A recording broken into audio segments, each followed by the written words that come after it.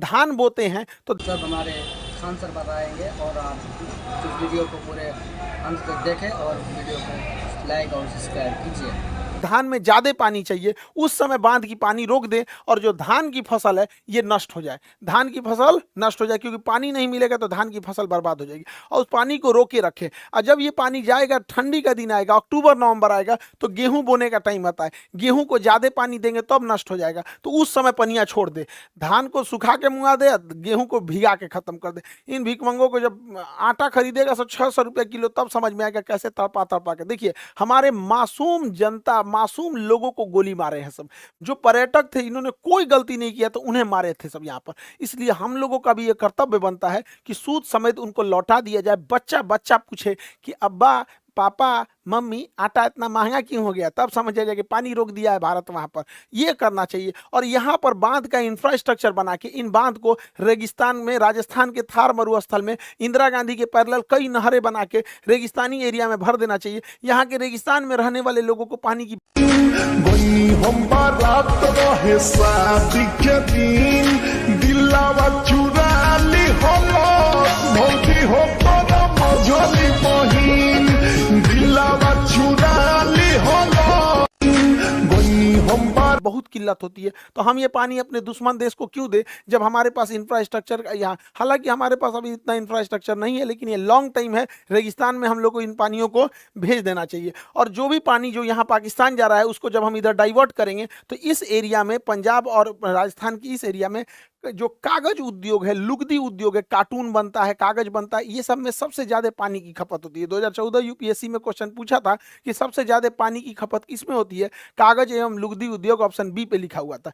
तो इस एरिया में कागज वगैरह का उद्योग डालना चाहिए जिसमें पानी की हैवी खपत है, वैसे एरिया में नहीं डालना चाहिए जहाँ पानी कम है। हालांकि यहाँ पर हम लोग उतना इंफ्रास्ट्रक्चर नहीं बना है, वरना इन पानियों को हम लोग दिल्ली की ओर भी मोड़ सकते हैं। वो मोड़ने के लिए जो सिस्टम आता है उसे एक्वाडक्ट कहते हैं। ये देखिए ये एक्वाडक्ट है, ये एक्वाडक्ट के रास्ते हम पानी को मोड़ सकते हैं। और एक्वाडक्ट के रास्ते अगर हम दिल्ली यमुना में ले आ दें और यमुना में तेज गति से छोड़ दें तो यमुना नदी में जो गंदगी की समस्या है वो तेज बहाव के कारण बह जाएगा, और आगे एक लोहे की जाली लगा दे जिससे कि जो प्लास्टिक है, कूड़े करकट है, उसे हम रोका जा सकता है और पूरा का पूरा पानी साफ हो जाएगा। यमुना साफ के लिए देख रहे थे, यमुना साफ करने के लिए जोड़ देंगे नदियों को तो यमुना आराम से साफ हो जाएगी, बहाव के साथ आगे बढ़ जाएगी यमुना नदी। पाकिस्तानी सेना सोचती है कि छोटा मोटा एयर स्ट्राइक टाइप की कोई घटना हो जाए जिससे कि पाकिस्तानी सेना का जो जनरल है आसिम मुनीर, वो अपने आप को रेलेवेंट दिखा सके कि हमारी कितनी जरूरत है, वो पाकिस्तान को कितना बचा के रखा है। लेकिन भारत को यहाँ इजराइल जैसे सोचने की जरूरत है। यदि एक भी हमला हो तो बड़ा सटीक हो, पाकिस्तान की कमर तोड़ दिया जाए।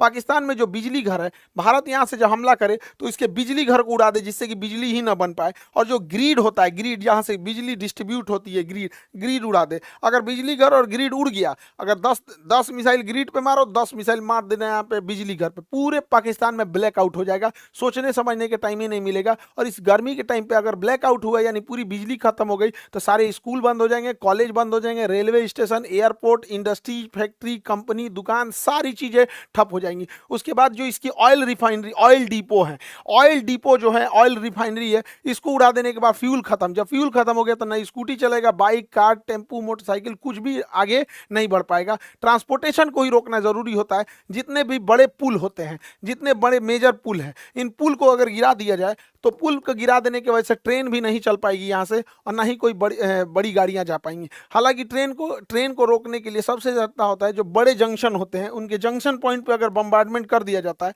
तो ट्रेन का आवाजाही बंद हो जाता है। तो भारत सरकार को स्ट्रेटेजिकली हमला करना पड़ेगा और नीचे से नौसेना का ब्लॉकेज लगा देना है और ऊपर से धो देना है, ताकि अगर 2 दिन के लिए भी सर्जिकल स्ट्राइक होता है तो इसका बहुत लंबा इंपैक्ट पाकिस्तानी अर्थव्यवस्था में दिखना चाहिए कि अगले 10 साल तक पाकिस्तान उसकी भरपाई ही करते रह जाए। देखिए कश्मीर से ही ज्यादा घुसपैठ इस होने का एक बड़ा कारण ज्योग्राफिकल टेरेन है। वहां ज्योग्राफी की जो बनावट है, एक पहाड़ है, उबड़ खाबड़ है, और इसमें इतने घने जंगल है, इतना घना जंगल है कि हाथी छुप जाती है इन जंगलों के बीच में। तो इसके बीच में आतंकवादी को छुपना तो बड़ा ईजी है। तो भारत सरकार को और सेना को एक कड़ा एक्शन लेना पड़ेगा। पर्यावरण जाए साइड में, यहाँ पे पहले देश की सुरक्षा जरूरी है।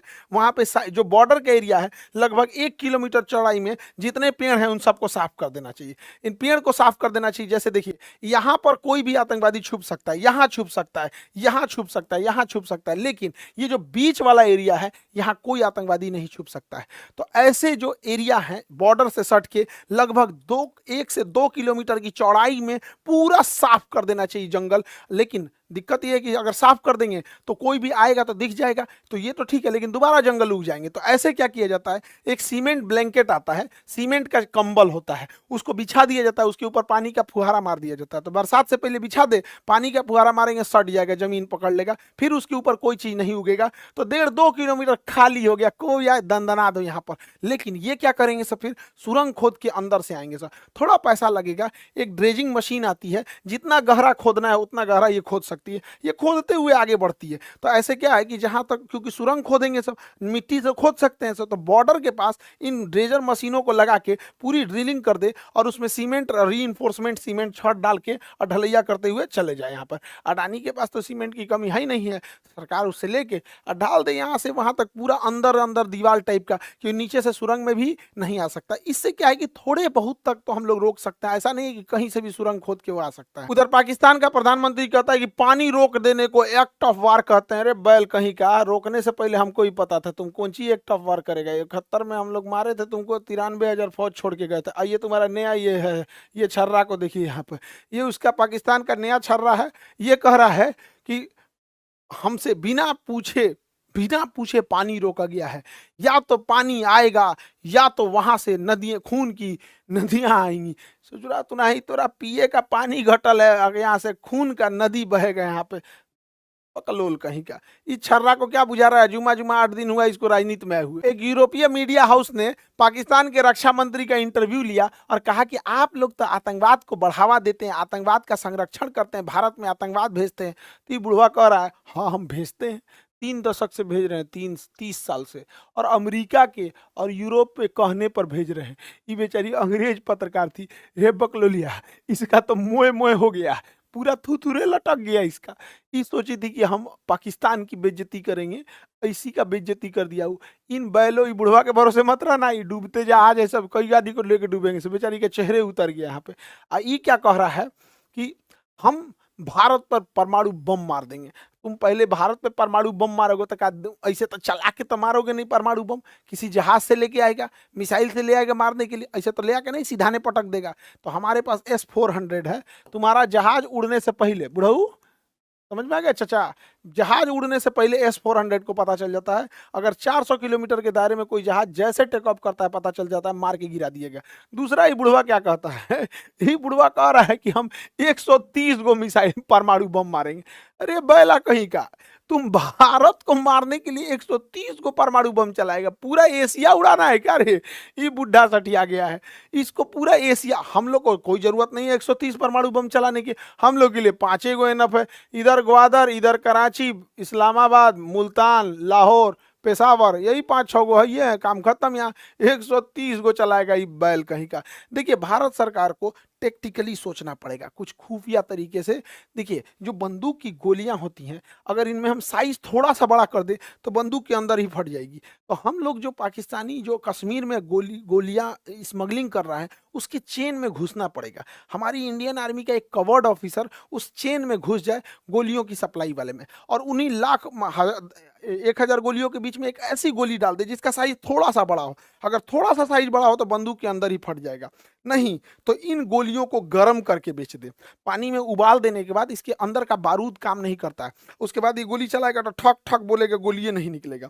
तो धीरे धीरे धीरे धीरे कैसे नकली नोट मार्केट में आ जाता है तो पता नहीं चलता। उसी तरह नकली गोलियां पहुंचा देना है, जो साइज में बड़ी हो तो बंदूक फाड़ देगी, नहीं तो उबला हुआ रहेगा, पानी में उबाल देंगे, उसके बाद सुखा देंगे तो पता कौन चीज चलेगा कि अंदर का बारूद काम नहीं कर रहा है। 1,000 के बीच में से 100 गो गोली ऐसे ही ना निकाल दे तो ये हो जाएगा। लेकिन हम तो कहते हैं सरकार से कि एक छोटे साइज का नैनो चिप बनाइए, माइक्रो चिप बनाइए, जो जीपीएस सिग्नल दे सके, जीपीएस सिग्नल दे सके, और इन बंदूक के पीछे बट में या कहीं पे भी उसको इंस्टॉल कर दे। उस जीपीएस सिग्नल देने वाले को जहां भी इंजीनियर देखे सब कोई सुटेबल जगह, उसके जगह पे उसको इंस्टॉल कर दे, और स्मगलर के थ्रू, अपने ही स्पाई खुफिया एजेंसी के थ्रू उन आतंकवादियों में बंटवा दे राइफल। अब ये ससुरा राइफलवा में जीपीएस लगल है, अभी जहां जहां आतंकवादी जाएगा सब ना वो जीपीएस ट्रैक करते रहेगा।